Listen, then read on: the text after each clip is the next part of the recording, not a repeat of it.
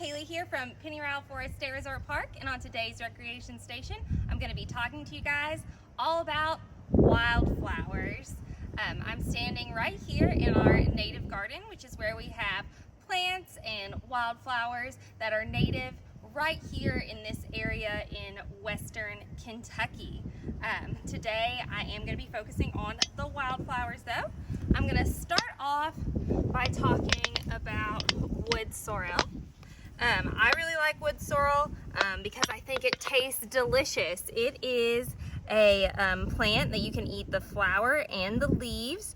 It's really inconspicuous. It comes in violet and in yellow around here, and the leaves remind me of clover.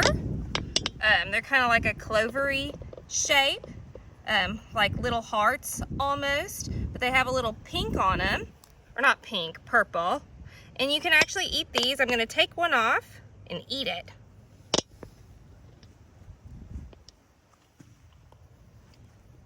And these taste really good. To me, they taste like green apple, kind of tart and tasty.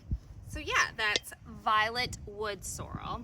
And then if you come over here, or we have them everywhere. This one's a pretty big one though, so I'll show you guys this one if we'll get up close on it. So these are violets. A lot of people see these. You'll find these in your backyard, and I've seen a lot of people foraging for these right now because you can do all kinds of stuff with them. You can make a simple syrup, you can make a massage oil or a cooking oil, you can make jelly. So there's lots of stuff that you can do with this edible wildflower. You can eat the flower or use the leaves, either one, and they contain anti-inflammatory properties, so that's awesome. And then some other flowers that I'm just gonna point out to you guys here in our native garden.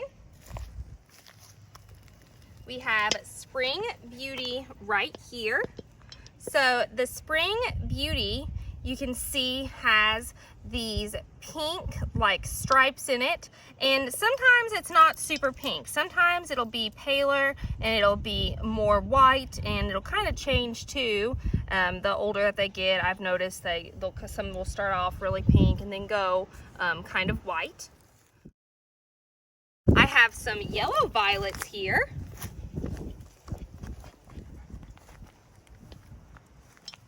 And these violets are common, but these yellow ones are not. You know, you mostly see purple ones, but these you don't see too often. And they're really pretty little yellow violets. They have the distinct violet look, but they're not the color violet. I've got some blue phlox, which is a really, really, really pretty wildflower. I like it because it's purple, and that's my favorite color. And you'll see with these, you know, it's not just one on the end. You'll have a bunch of them together in like little clusters with the flower part. Okay, and if you come over here, we're gonna see another one of my favorites. This is the dwarf crested iris, and this is the first one that I have seen bloomed this year. It's really pretty. It's got a very distinct flower. It's purple, and then it's got the little yellow and kind of white spots on these three large petals, and we got some smaller petals there, and they have a very distinct stalk. They have these leaves that to me kind of look like flat grass is the best way to describe it. There's about like 3 of them. You'll see all these have like about 3 or so, maybe 4 of these flat leaves, and that's how you can identify them. Oh, I have another one that's trying to come out. 'Tis the season. All right, let's go hit the trails and see what else we can find.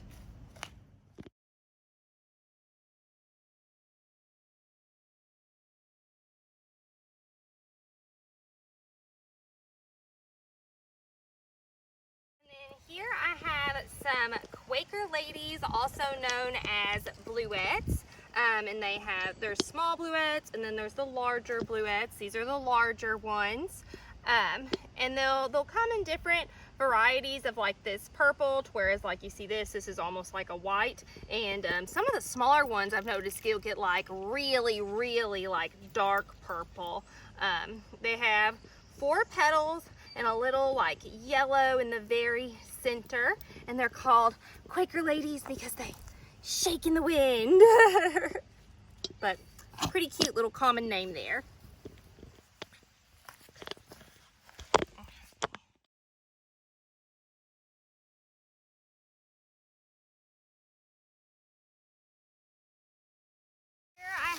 Some Dutchman's breeches. These are almost completely gone now. They look like little Dutchman's breeches hanging on a clothesline.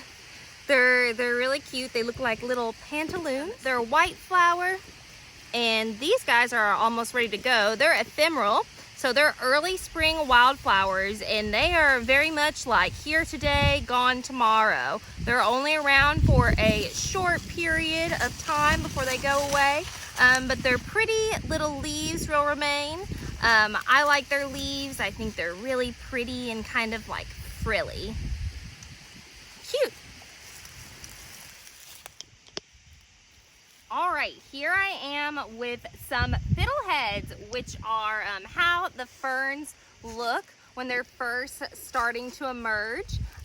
They all have this kind of like round swirly shape, very distinct, and they look like the top of a fiddlehead. So this is what they look like when they come out. And then you can see these are some of the older ferns. This is a Christmas fern. It's called a Christmas fern because it'll stay green year round. And even in winter, well, that's not a good leaf. Let me get a better leaf. And then if you look, it looks like, whoop, Santa's sleigh. If you have it this way, or if you turn your hand this way, it's Santa's boot. I dropped his boot. But Santa's boot, or a stocking. Cute.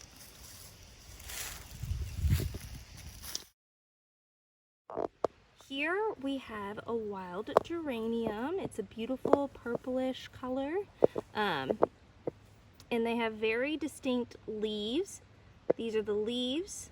I think of it more as 5-lobed, with 2 of them being double, but you could think of it as 7 lobes. And by what I'm saying there, you see how this has kind of like 5 main parts, and then these back 2, sorry, I'm trying to point, this is zoomed in, these back 2 are kind of like double lobed at the very end. That's what I'm talking about. Here I have wild ginger. This is what the leaf looks like. Kind of heart-shaped, but you can see it goes in like deeper in the middle. And at the bottom, they have these cute little maroon flowers that almost look like a little jug. Adorable. This is wild ginger.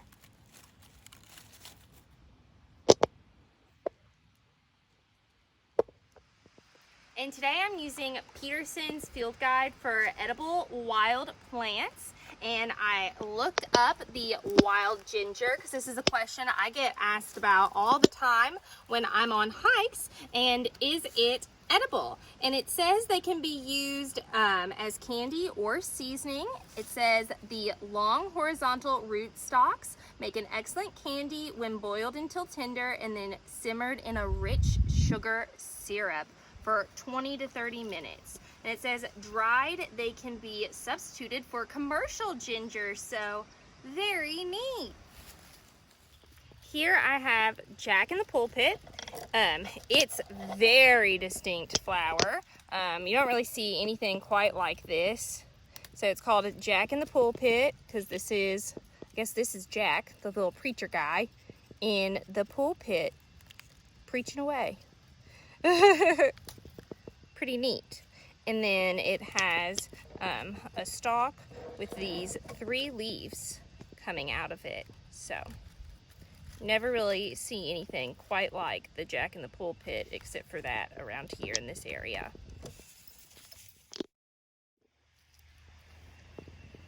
Here I have a trillium surrounded by some spring beauties. The trillium is pretty distinct. It's called trillium because of 3. So we have 3 leaves, and these leaves are very distinct because they have this spotted pattern. And we have an even more distinct flower that has the 3 petals that are sticking up. It's kind of this maroonish color. You're not going to really see any other flowers quite like this around here. This is a pawpaw tree, and pawpaw trees are super cool because they bear fruit, and they're a native tree to Kentucky. And when people think about fruit, they don't necessarily think about Kentucky. You probably think more about like Florida oranges. But these pawpaws grow here. They're not great for commercial use because they bruise easily, and they have such like a small frame to where they're good and ripe. So you don't see them selling in the stores. So they have a pretty little maroon flower in the springtime. It starts off as green. We have this cute little green one, and it almost looks like a little green rose almost. It's so cute, like a little green leafy flower, and then it'll turn into this more maroonish, like deep color. And they're really interesting, and they don't bear fruit until the fall or late summer. The time frame is between August to October, and it just depends on where you are in the United States when they come around. Here I usually see them around like September or so.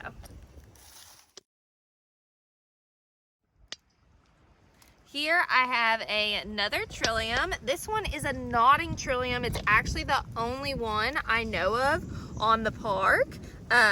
Once again, that trill is 3. So we have 1, 2, 3 petals, 3, 3, 3, 3 leaves.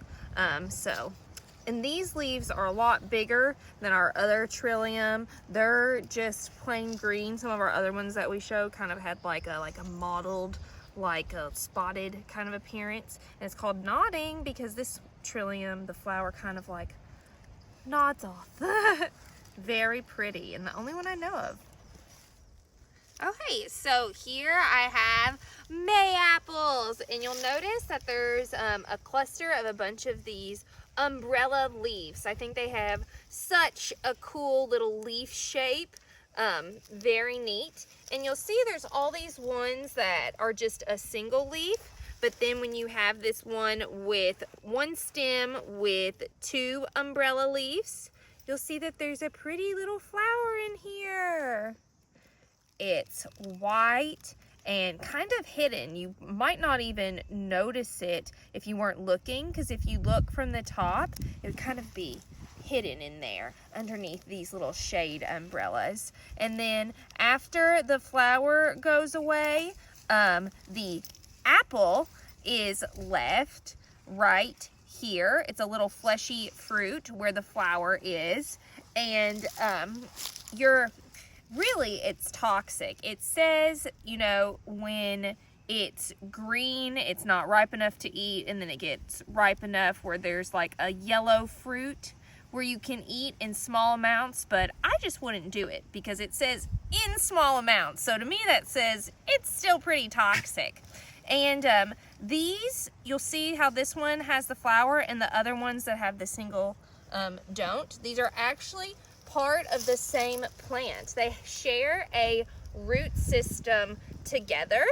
So all this stuff is actually one plant. Same root and different stems. It's all the same one. Pretty neat. Here some blue star. It's a really pretty flower. It's kind of like a lavender-ish, like periwinkle blue color. And only one of them has really bloomed out yet, but as you can see, there's gonna be several different blooms on this one plant. And it can get pretty tall. This one's short right now, but it can actually get about 3 feet or so. Here I have some dwarf larkspur. I really love this wildflower because I'm just obsessed with the color purple, and this one has a darker purple than you're gonna see on a lot of the other purple wildflowers. They're usually more in like a lavender tone, but this one has such a deep, rich purple. It has several different blooms, and it's just a stunning flower, really. If you get up close to it, you can see these tiny little petals in the center. They're just super cute, very beautiful purple flowers. Love these guys.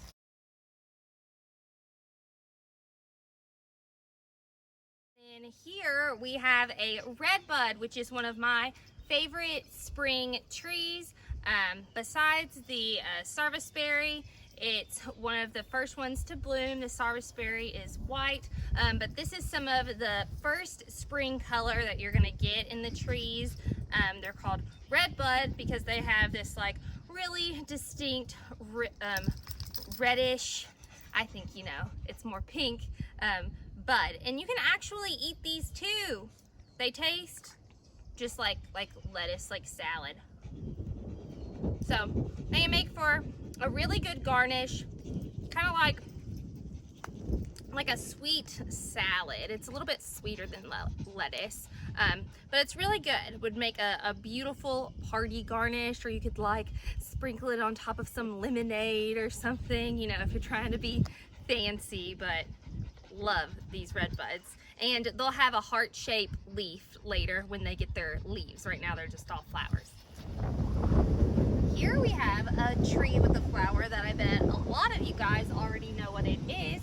This is a dogwood tree, and a lot of people have these in their yard. It's a native tree to Kentucky. Some people have the pink ones.